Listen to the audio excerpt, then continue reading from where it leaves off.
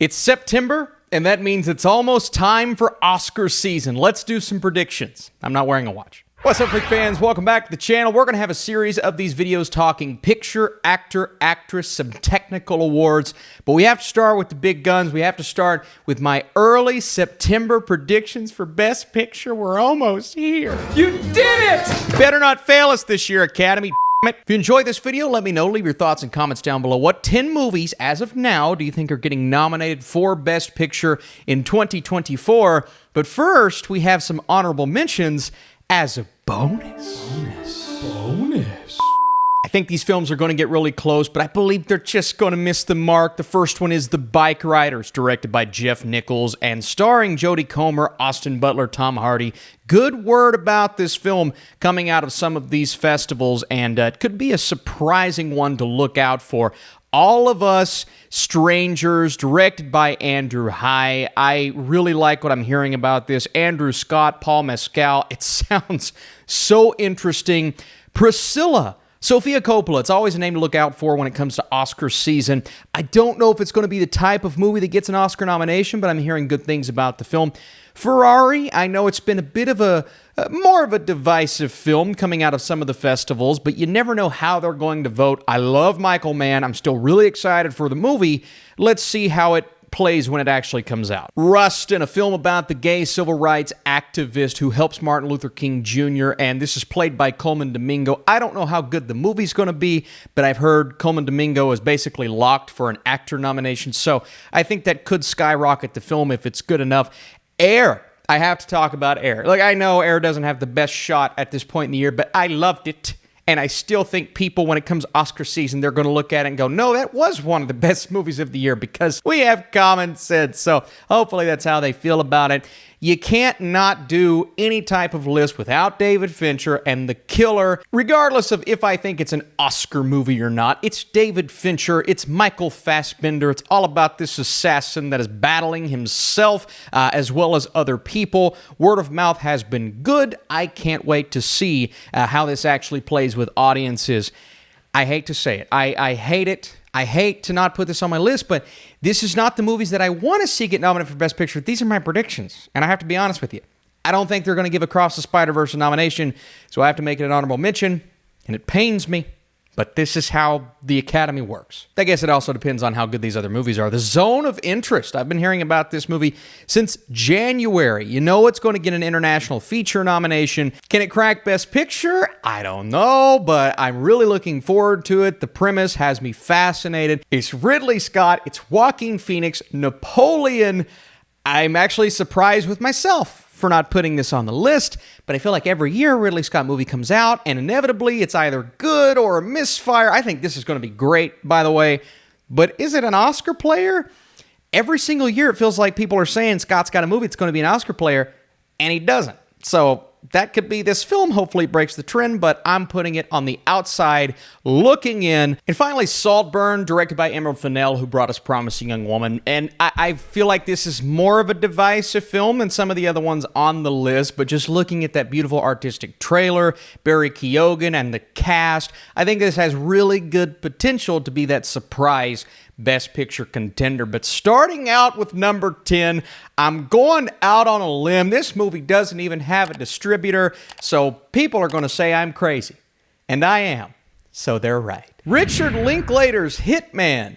We don't know when this movie's coming out. It could come out late 2024 for all we know. And I believe there are two options for this movie. One is to take a bigger deal with a bigger studio and not release until next year. Have a bit of a bigger marketing campaign, which would throw it out of this year's Oscars in its entirety, or take a smaller deal with a smaller studio like a Neon, like an A24, come out later on this year, even if it's just limited release at the end of the year, and build that buzz the old-fashioned way. It's already building buzz. Everybody's saying this is Linklater in top form. Now, I've not read a review because I don't like doing that before I see the film, but all of the tweets and the reactions and really just looking at what this film is all about, kind of a comedic, romantic, action-heavy, assassin-type movie. I mean, the title's simple. It's called Hitman.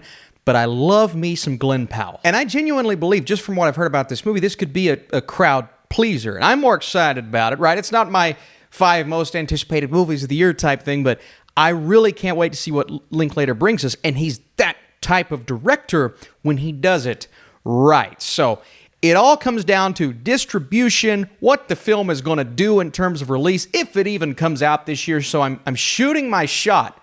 But it's September, baby. I can do what I want. If I want to say Winnie the Pooh, Blood and Honey gets an Oscar nomination, you can't do shit. Next up, number 9, The Color Purple. I see this trailer after every movie I watch. And after the first 10 or 12 times, I'm like, I'm not going to get chills anymore. But I still kind of get chills every time I watch it, man. It's a really good trailer. 1985, directed by Steven Spielberg. We have a brand new incarnation of that story, and I love the cast. This time, Danielle Brooks, Coleman Domingo, Taraji P. Henson, Corey Hawkins, Fantasia, my goodness, Halle Bailey, what a year she is having. This looks like it could be special. It looks beautiful just from what I've seen so far. I don't think there's any word of mouth on this movie yet, but it's a prime Oscar release date. It has that authentic and Oscar-ish feel to it. Obviously, the story helps, and the fact that it's a, compelling story, that's going to add a lot to it, but it all really comes down to how good is the movie. I have belief that this movie is going to be really good. I believe Spielberg is producing this film. There's a lot behind it that makes me think that it could be a huge Oscar player. Talking Best Picture and performances, what a year Coleman Domingo is hopefully going to have between this and Rustin. But if The Color Purple hits, then it's going to hit hard, and I think it's going to be good enough to get an Oscar nomination. I have it at number 9. All right, this one's a little bit of me going out on a limb because of the immediate backlash behind Bradley Cooper and the whole Nosegate thing and the idea of what this film could have been compared to what the trailer gave us, and some people that haven't fully responded to the film so far. Again, I haven't seen the movie. Just basing this off of what I'm hearing. The Metascore is good. It's at an 80. A lot of critics seem to have really liked Maestro, but I get on Letterboxd, and that score is just a bit lower. I get on Twitter some divisive responses to Maestro, but we've seen Best Picture nominated movies have that before, and you look at this trailer, it's Bradley Cooper, what he did with A Star Is Born, the fact that the focus is on a character played by Carey Mulligan, who looks primed to have an Oscar nomination, and the trailer, an artistic showcase of cinematography, shot selection, the color grade. I mean, there's so much to this that basically puts out a huge exclamation. I am an Oscar movie. Hear me roar. But then you see the divisiveness once it premiered at some of these festivals. So I'm not feeling fully confident in this film, but Maestro, it just feels like it has to get an Oscar nomination. It's a black and white biopic, man. We see that every year. Mank and this and that. I don't know. Am I crazy? I'm going to keep it in my top 10. Anatomy of a Fall. Anatomy of a Fall looks amazing. Go watch the trailer. I don't know hardly anything about any of the performers in this film, to be honest with you. It's a French film. It looks like one of the more compelling stories I've seen all year, but the word of mouth surrounding this movie coming out of multiple festivals and people saying, okay, this is one of the best movies of the year. Can it compete in international feature? Yes, it can.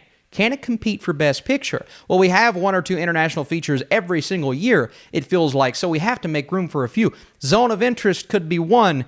My choice is Anatomy of a Fall. I read this premise. It looks amazing. A woman is suspected of her husband's murder, and their blind son faces a moral dilemma as the sole witness. Watch this trailer.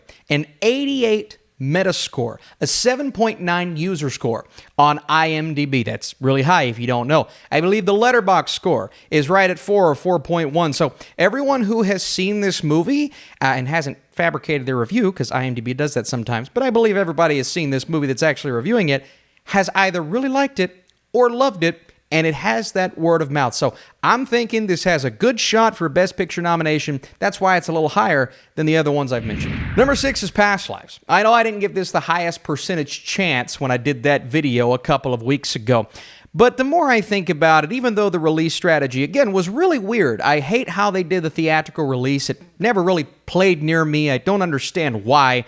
But it released on streaming, and people went back and watched it over again, and it's still a movie that people are talking about. Even coming out of these film festivals, they saw Past Lives months and months ago.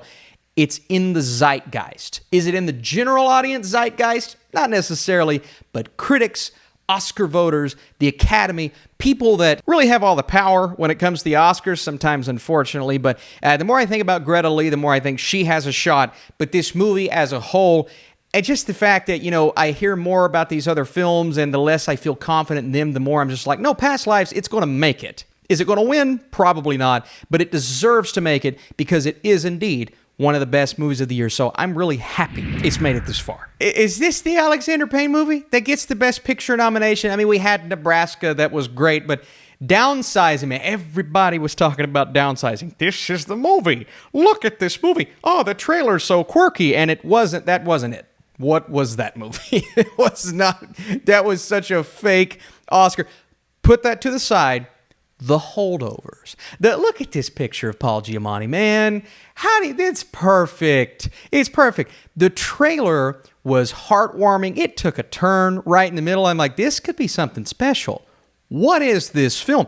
It looks like a crowd-pleasing good time with a little extra juice, with a little extra push that warrants it to get a Best Picture nomination. A comedic drama from Alexander Payne that feels like a classic 80s feel-good, heartfelt comedy with an 83 Metascore, an 8 on IMDb. People are loving this film. They're saying it's a really good time, but they're saying there's more to it than that. What more is that? I don't know. I haven't seen the film, but I'm really excited for it, and I'm going to make this comparison.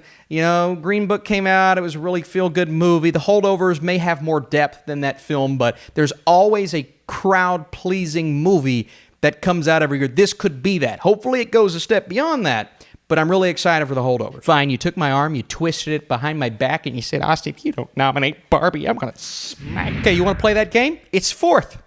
It's fourth on this list. What are you going to do about it, okay? It made a $1 billion. I mean, that's insane. If this movie wouldn't have made $1 billion, I would have said, yeah, it's got a good shot. It made $1 billion.